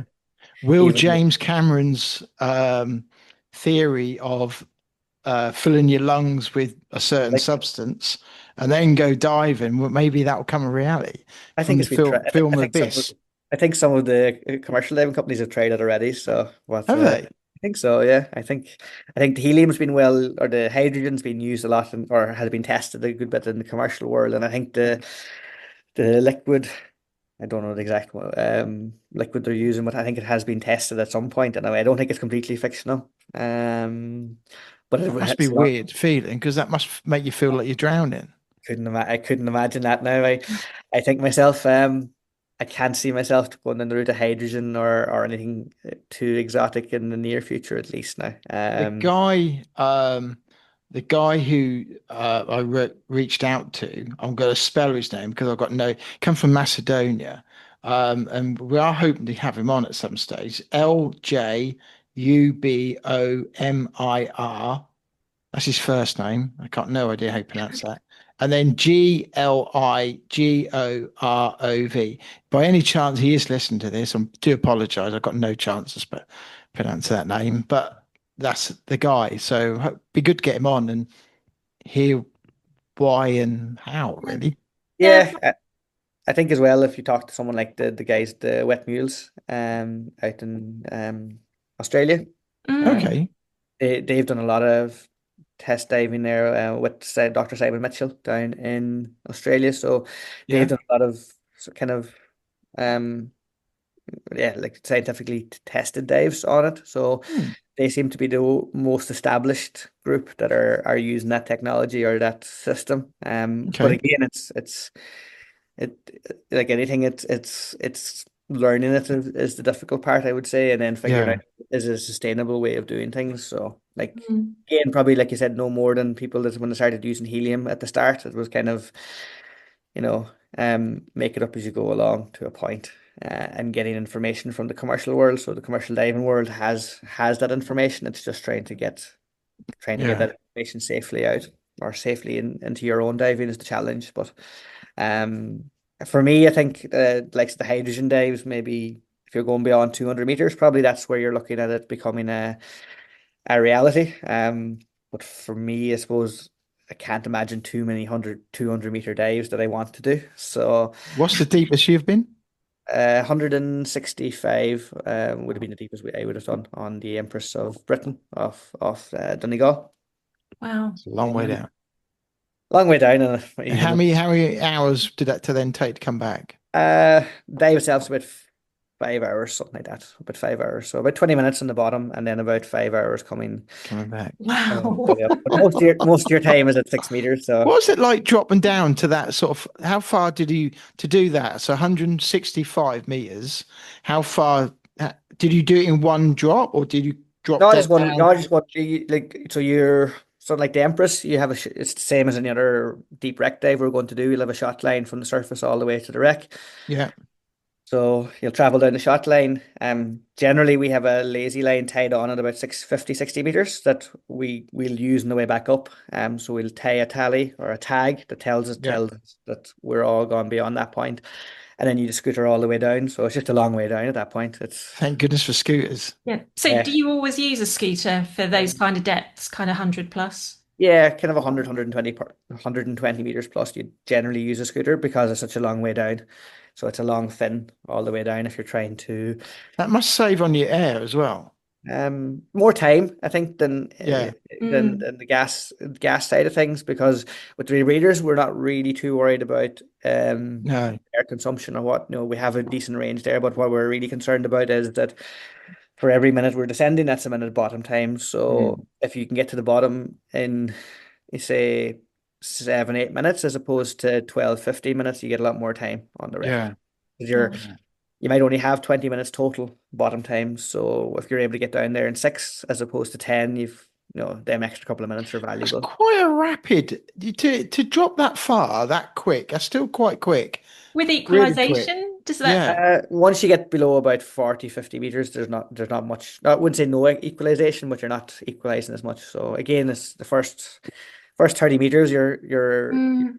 it's a lot's happening, and then once you go kind of below 30, it kind of relaxes, and below 100, very little changes in the pressure. So it doesn't really make a big impact on you. And then the way back up again, you come up halfway quite relatively quickly. It's generally an ascent if you're going, up about halfway, really without stopping too much.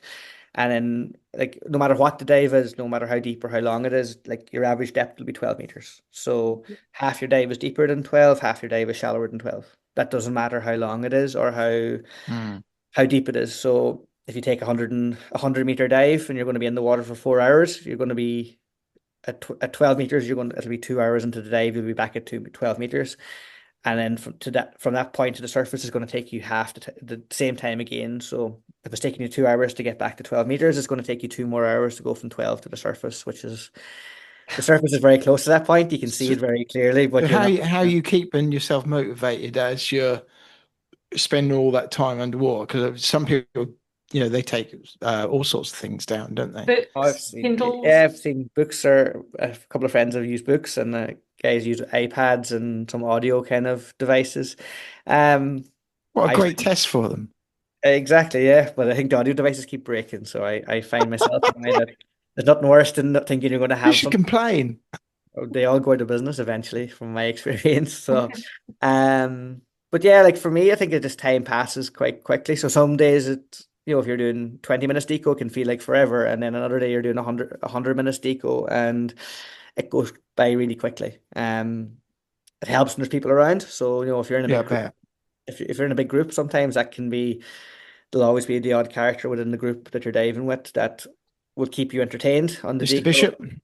Exactly. So you kind of want people that'll interact with you, but then sometimes then it's nice as well. You get a bit of time to yourself, like where there's no mobile phones, there's no alarm, Yet. no yeah, well, hopefully never. But yeah, so I think like it's nice one way that you can kind of get into your own thoughts a bit and you can relax a bit Mm. and turn off. And then I think it's like anything, if you ask someone who runs a marathon, what's it like to run Mm.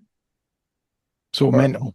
for 26 miles, whereas, if someone runs a 10K, they feel that's a long time, and then they go and run a marathon, Yeah. that's a hell. No, it's a lot longer. And I think diving's a bit the same, or decompression, that once you're comfortable, time does pass. And sometimes you forget 20 minutes and all of a sudden you look at your watch and 20 minutes, half an hour has passed. That's a But good then thing you've just sort of mentioned actually. How do you keep fit for all this? Because um fitness is obviously key for doing all these sort of deep dives and that. Probably don't stay as fit as I should stay fit, but I do a bit of cycling. I do a little bit of running. I still play football with a local team, and kind of just try to stay as active as possible. Yeah. Big thing for me would be kind of running and cycling would be Yeah. the two ones. So we do a little bit of mountain biking where we live, and then a little bit of running in the kind of when I can't get out cycling. And then just trying to stay I suppose a little bit of weight training then helps as well. So just a little bit of kind of basic weight training just again to help with carrying the load and stuff. So it's really Yeah. important, especially with rough weather conditions, that you can kind of carry the gear yourself or stand up Mm. yourself Yeah. and hold yourself. And it helps as well in the decompression side of things that, if you're in the water for 4 or 5 hours, that when you get out, your body's weightless for 4 or 5 hours, and it can get quite, still get quite tired, and you can get cramps. And then when you climb out of the water, all that load comes on you, and you have to, come up the lift and transfer yourself back into your seat. So, Yeah. So what sort of weight do you reckon you're carrying on these deep dives? Have you ever calculated? oh, probably 80 to 100 kilos, probably easy. Something like that. So, Blimey. so if you're carrying like a rebreather, it's probably going to be easily 35, 40 kilos. You'd probably have two rebreathers, so that would be kind of easily 70 kilos. And then, That's a good deadlift, that. yeah, and then you have another stage, which is probably another 10 kilos. So, and then between everything else, probably, yeah. So you're talking about 80, 90 kilos easy. And then That's why you need to add do some weight training. yeah, I think a little bit helps definitely. Just from a point of view to be able to go from a seated position to a standing position, Mm. is the key. Now, there is always deckhands there, or people that'll help you get dressed. There'll be people there to help you to stand up. There'll be people to help you cross the deck of the boat, but you still physically have to walk yourself across. It's not you're not going to be wheeled across, sadly. No. Um, but again, it definitely does help with regard to being able to move in your kit, and it makes it an easier process to get into the water, because Mm. I'll always kind of say that from a diving point of view, you want to take that lazy bastard approach to diving. So when you're in the water, you don't want to exert yourself. You want to kind of really work within your comfort zone. So if you're having to work very hard to get into the water, then you hit the water and you're very flustered and you're exhausted. So you kind of want to be relaxed and in your comfort zone as you hit the water, not Mm. kind of pushing yourself. And then again, as you dive itself, you there's going to be current. There's going to be a current to pull yourself down onto the wreck. There's going to be a current maybe to work your way around the wreck. So again, if you don't have a scooter, you're going to need a certain element of fitness and strength to, I suppose, negotiate the dive itself. And that can change. Some dives are very easy and quite pleasant and they don't take much energy at all. And then other dives can be really challenging. And I suppose it's being ready for the dives that are more challenging is the key because you never really know what the dive's going to be. Like Mm. you could plan a dive and have dived it 100 times, and then all of a sudden this dive becomes a different animal altogether because of the conditions or because of what happens. And then that's where you need to maybe have the fitness to Yeah. back it And I up. suppose if you're going to get serious about wrecks, one, I suppose really today you've got to get into rebreathers, and two, have a scooter.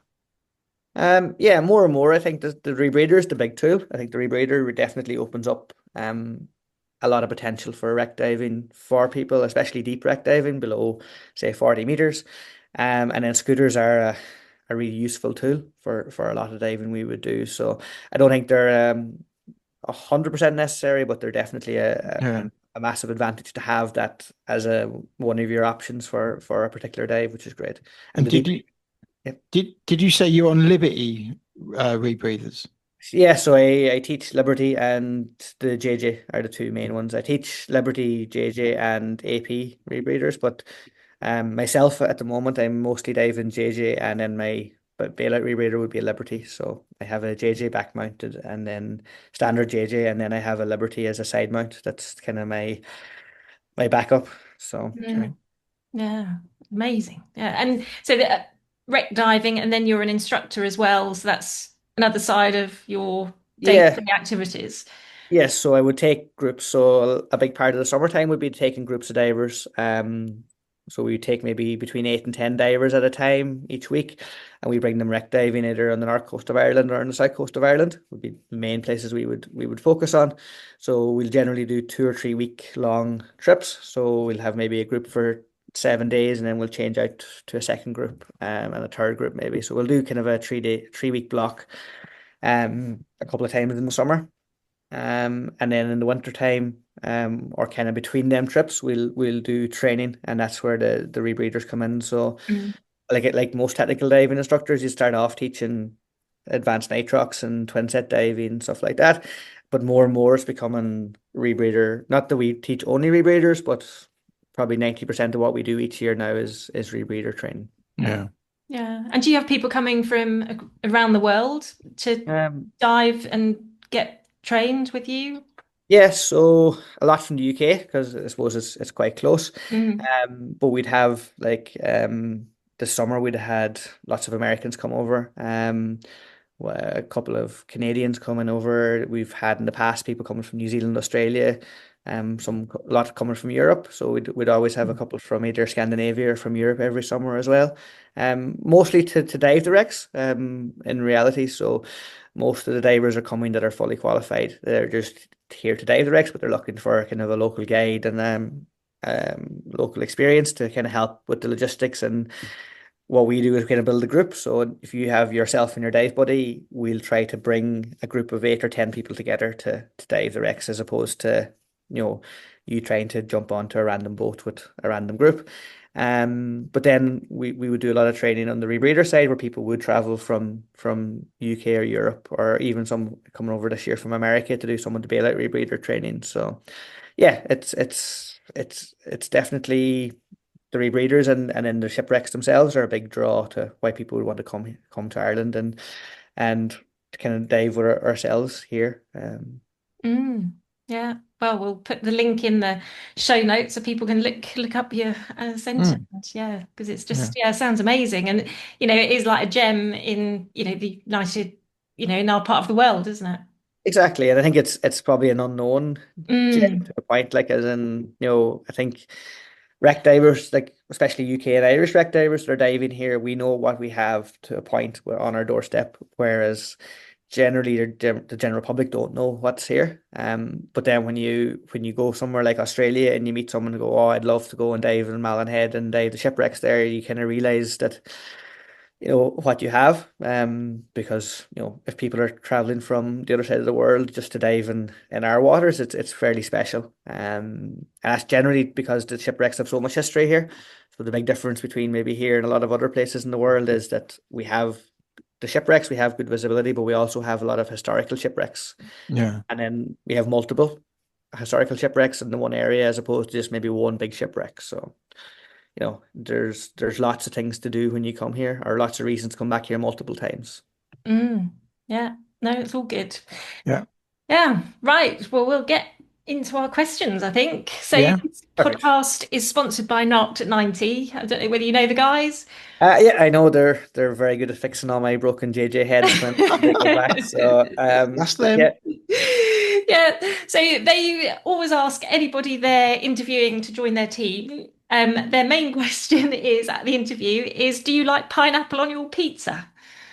Wouldn't be the biggest fan of pizza, but if I was having pizza, I probably wouldn't have pineapple now. I like other Me stuff on my neither. pizza now, but no, I generally wouldn't go for it now. No, no. It makes it a dessert. I'm sure it does. Dessert pizzas are good now. I can do dessert pizza now. Pear the pizza is nice, but no, not pineapple. No. Good. No, well, they'll Okay. be interested to hear that. You mentioned earlier, you were talking about comfort zone, Yeah. and that is one of our questions. So, what gets you out of your comfort zone doesn't have to be diving, but it can be.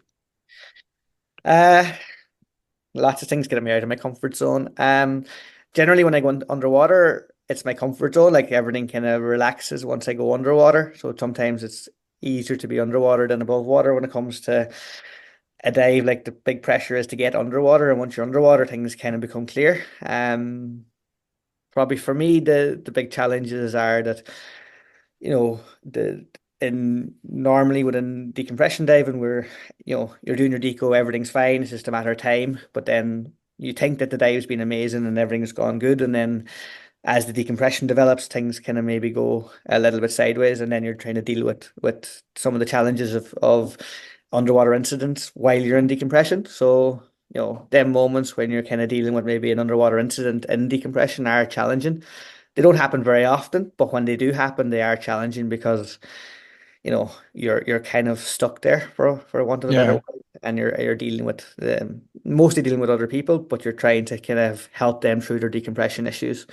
It might not be decompression itself, but it might be that they have a flood in their dry suit, might be having another problem with their rebreather.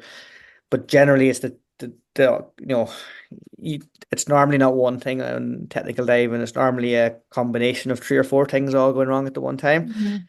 And then it's trying to make sure that them three or four things don't happen on that So, particular. what's your rule for calling a dive then?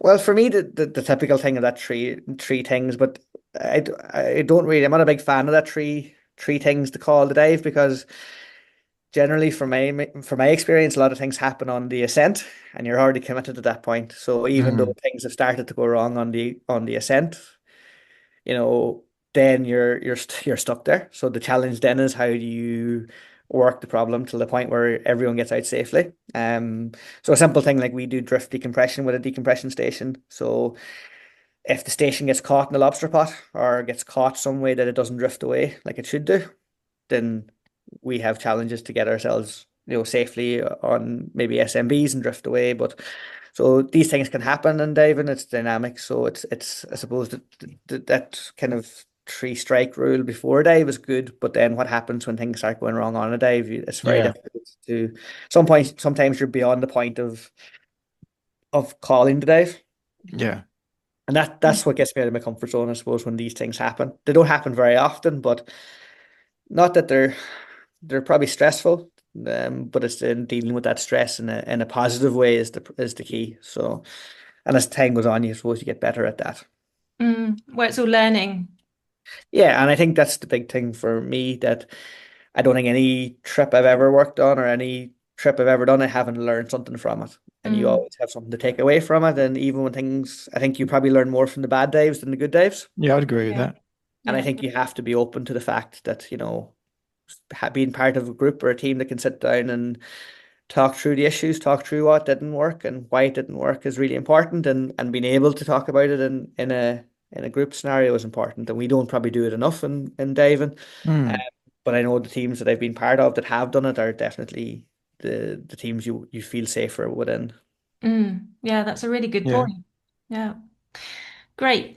Um, if you could take three people diving, they don't have to dive, they can be past or present, who would you take into the underwater world and why? I have three young sons, so probably the three boys would be Hilly and Fionn and Oshin would be the three I would take. The two older boys are mad keen to learn to dive, so um How old are they? uh 3, 6, and 9. So Wow. I know, youngsters. very young. The two boys, the two older boys want to dive, so they are fully intending on diving as they grow up. I don't know myself, do I really want them to be technical divers? I'm happy for them to be divers, but not maybe necessarily deep rebreather divers. That's not really on my radar for them. But yeah, look, I'm really looking forward to diving with them. We snorkel a lot. The older boy's done a little bit of kind of underwater breathing underwater with the regulator and stuff. So he's very keen, and he's really keen into the history side of things. So I suppose for Sweet. me, the three boys would be the three people that I would like to take the most. But again, I got into it myself by my own interest. I'm not sure, do I think they've grown up in an environment of diving. They see it as normal to go off and dive Britannic and do these things, and they probably have a skewed view of the world. But for me, I suppose for them to have a healthy relationship with diving would be really cool in the future. But Yeah. not necessarily would I be happy with if they were to do all the things that I might have been involved with. I don't know if I really want them to be that way involved. Technology might have progressed a lot more by Yeah. the time, that we're talking, what, 10, 15 years time? Yeah, I suppose I don't know. I'll have to talk to some people that have been in my position before, but yeah, I'm not sure how that's going to go. But no, I'm really looking forward to them getting into the underwater world and getting diving with them and doing, fun scuba diving with them and doing that 10, 15 meter dives and getting them to enjoy what they see underwater. So that's going to be Yeah. exciting. Yeah. Yeah. That'd be good. Okay, final question. We're going to give you a billboard that you can put a image, a video, picture, a statement, whatever you want. But it's a billboard that is going to be visible to the whole wide world. What are you going to put on it and why? I suppose I'm going to be biased. Malin Head shipwreck diving is probably the whole reason I'm diving and the whole reason I suppose I work as well. So for me, I'll be trying to take an image from one of the shipwrecks in Malin when we have like 40-meter visibility, and we can see That's 10, awesome. 10, 10, 15 divers in the one picture and a big massive battleship or something laying on the seabed, and kind of show the world what's there. So yeah, for me, I think it's trying to explain to people that it's not the big dark, you know, Black Sea at the bottom there, that there's loads of life and there's loads of history just sitting there. So Yeah. for me, just to a big billboard with a video of a big massive ship like that on the seabed would be very cool. Yeah. Yeah. Brilliant That's answer. awesome. Yeah. So thank you very much. Yeah, no, that's been really, really good. So if people want to find out more about you or ask you some questions, where is the best place for them to find you? Probably best place to find me would be social media. So through Facebook, you'll find me at Barry McGill on social media, or through Instagram as well. And then my website. I'm not probably the best to keep my website up to date, but Indepth Technical Diving .com or .ie, both of them will work. So Indepth Technical Diving. If you search that online, you'll come across me, and you'll see roughly what we do at least. Yeah. Brilliant. No, that's great. Well, we'll put the links in the show notes as well, and hope you get some inquiries because it just sounds, yeah, an amazing place to, Well, Yeah. do some thank you very technical much for diving. Yeah, thank you very yeah, much for your time. yeah. It's No, been thanks for really, sharing your story with us. Cheers, yeah, Ross. My really pleasure. good conversation. Yeah, it's just trying to inspire other people about diving and Yeah. bring No, it alive as well. that's the nice thing about it, is being able to, I suppose, hear the stories and see different ways of diving and kind of exploring the underwater world, because again everyone kind of gets their own kicks from doing it. So and again, we probably don't have enough people doing it, so it's nice to kind of give people the opportunity, because I think the interest levels are out there. It's just people don't know what's available as well. So Yeah, Yeah, yeah, that's and fair. definitely is about inspiring people, through stories that they're going to try diving. no, because it's challenging. It takes a lot of time and effort when you see people that do Mm, come, say with myself, like they spend a lot of time, money, and effort to get there. And that's the main reason people drift away from it as well, is that they don't have the time and the money, and the effort becomes too much. So it's Mm. it's it's a yeah, big challenge. Like, but it's good. I think it's nice to see shows like yourself that kind of has it in a positive light, which is good, because it's great. yeah, Yeah. Well, yeah, there's nothing stronger than your own story. So, and I think the more people that hear people like yourself and other divers talking about why they dive, hopefully, it encourages more people. So, It's, hopefully that's it's the idea. hopefully yeah, it just takes one or two people to kind of you'll meet one or two people, or you'll read about one or two people, and then Yeah. they'll start you on a journey, or the next person on a journey. So that's good. Yeah. yeah. So when are you next back in the water? Uh, we're heading to dive Lusitania on Saturday, on Friday. So Oh, Saturday we're wow. diving again. Wow. So we've 3 weeks solid now. So next 3 weeks we're diving from Saturday. So 1 week on Cork, down on Cork, dive Lusitania and a couple of other shipwrecks, and then we've 1 day to travel to the north coast of Ireland, and then we've got 2 weeks up there. Then, hopefully 2 weeks anyway. So we've got three groups coming in the next 3 weeks. So it'll be Busy, busy, busy. All Yeah. right. Brilliant. No, it's fantastic. No, thank you very much for your time. It's been a really oh, Yeah. good, thank you for yeah, the invite evening. now, and have a good week. It's Yeah. good talking to you. Thank you very All right. much. See you, Take care. Barry. See you. Bye. Cheers.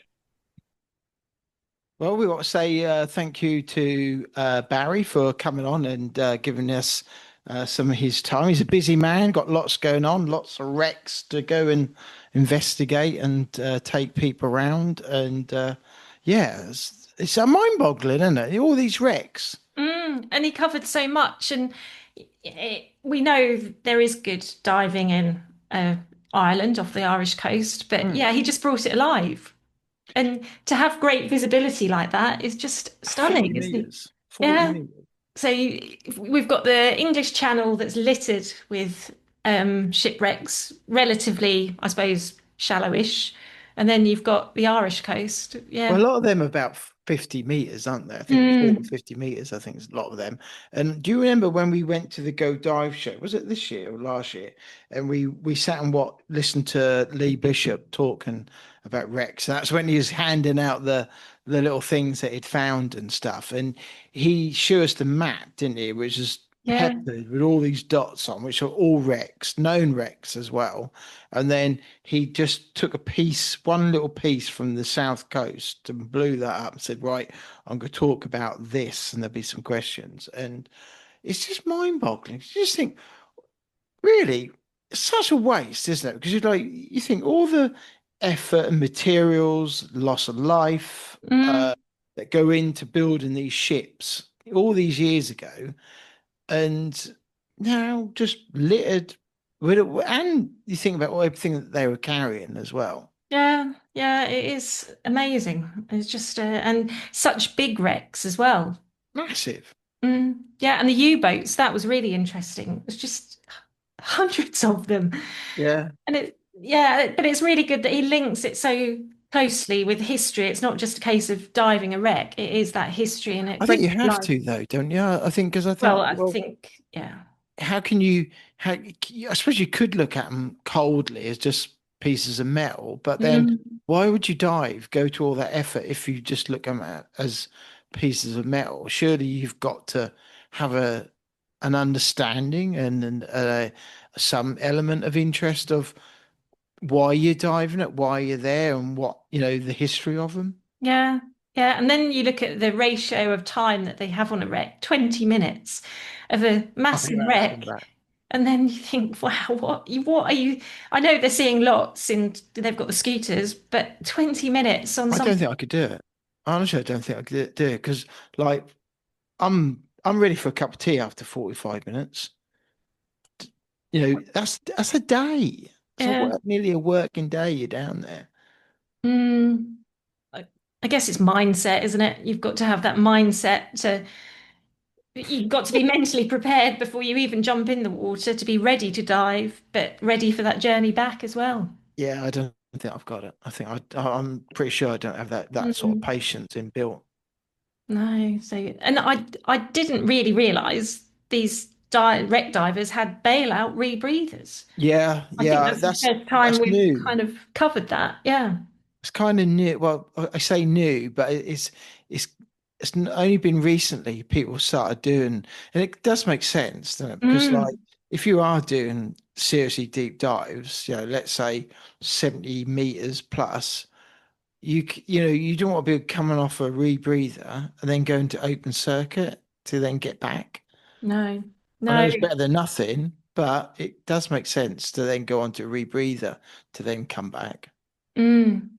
But the technical side of it is, I know it's being self-reliant. That's the other side of it, isn't it? Not relying on anybody else Well, it to. has to be. Mm, There's no other way around it, is there? You can't, uh, especially with all that kit, 100 kilos. So you think what that is to do a deadlift at 100 kilo, mm, and they're getting up off the deck. The one you got to have crew to help yeah, get you in the water. yeah, certainly, a You planning don't be process. falling over with that sort of kit No, mid deck, you know. mm, no, but yeah, all credit to him. He's amazing. So hopefully people will take a look at his website and look at his photography as well and see his real passion underwater. I thought he shared um, some different elements about it as well Mm, that we haven't heard before. Now we spoke. no. How many tech divers have we spoke to over the years? Well, tech Hundred divers, wreck divers like Rick Ayrton, Lee Bishop, John Chatterton, Dominic Robinson. We've but spoken to quite a few, haven't a we? lot, and I think he actually shared some other elements that Mm, we've not heard before. yeah, yeah. I think that was a really good conversation with him because he did bring more dimension or just added another dimension to the. I've not heard of wet mules in Australia, so I need to look them up Mm, because I'm interested in this hydrogen business. So because the amount of comments that guy got, and good, bad, indifferent, from, and I'm not going to name people because the people are on there have left comments, and so I think for an interest point of view, trying to get an understanding about this hydrogen business, so I think mm. it'd be quite interesting. Yeah. And again, it is pushing the boundaries, is where the exploration comes in and the advancement of technology.